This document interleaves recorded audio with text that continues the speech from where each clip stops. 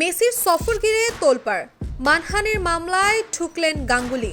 Lionel মেসির জাদুকরি কলকাতা সফর শেষ হয়ে গেলেও তাকে ঘিরে তৈরি হওয়া বিতর্কের রেশ যেন কাটছেই না, বরং মাঠের উত্তেজনা এবার আশ্রয় পড়েছে আদালতের আঙিনায়।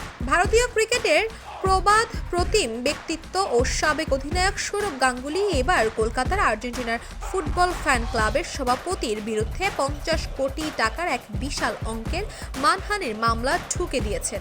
সল্টলেক স্টেডিয়ামে মেসিকে কেন্দ্র করে যে বিশৃঙ্খলা অভিযোগের পাহাড় জমেছিল, সেখানে নিজের নাম জড়িয়ে পড়ায় অন্তত ক্ষুব্ধ হয়ে তিনি সাইবার অপরাধ দমন শাখাতেও একটি আনুষ্ঠানিক অভিযোগের দায়ের করেছেন। এই আইনি লড়াইয়ের মূলে রয়েছে ইন্টারনেটে ছড়িয়ে পড়া একটি বিতর্কিত সাক্ষাৎকার। সেখানে অভিযোগ করা হয়েছিল যে মেসির অনুষ্ঠানের মূল আয়োজক শতদ্রু দত্তের সঙ্গে সৌরভ গাঙ্গুলির গোপন ব্যবসায়িক অংশীদারিত্ব রয়েছে। সৌরভ এই অভিযোগকে স্রেফ কল্পনাপ্রসূত ও ভিত্তিহীন বলে উড়িয়ে দিয়েছেন।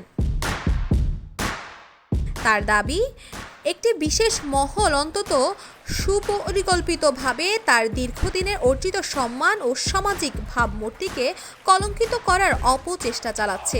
এই ধরনের কুরুচিপূর্ণ ও বিদ্বেষমূলক মন্তব্যের কারণে তার ব্যক্তিগত মর্যাদা ও মানসিক শান্তি ভীষণভাবে বিঘ্নিত হয়েছে বলে তিনি অভিযোগপত্রে উল্লেখ করেছেন।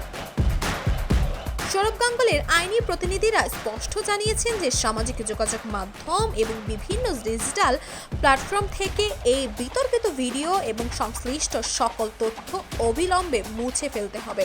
এর পাশাপাশি অভিযুক্ত ব্যক্তিকে প্রকাশ্যে ও লিখিতভাবে নিঃশর্ত ক্ষমা প্রার্থনা করতে হবে। যদি তা না করা হয় তবে মানহানি ও মানসিক ক্ষতির জন্য দাবি করা 50 কোটি টাকার বিষয়টি কঠোরভাবে আইনি প্রক্রিয়ায় এগিয়ে নেওয়া হবে। সৌরভ আরও সতর্ক করেছেন যে দ্রুত ব্যবস্থা না নিলে অনলাইনে থাকা এই মিথ্যাচারের ডিজিটাল প্রমাণগুলো নষ্ট করে ফেলা হতে পারে, যা তদন্তের জন্য অত্যন্ত জরুরি।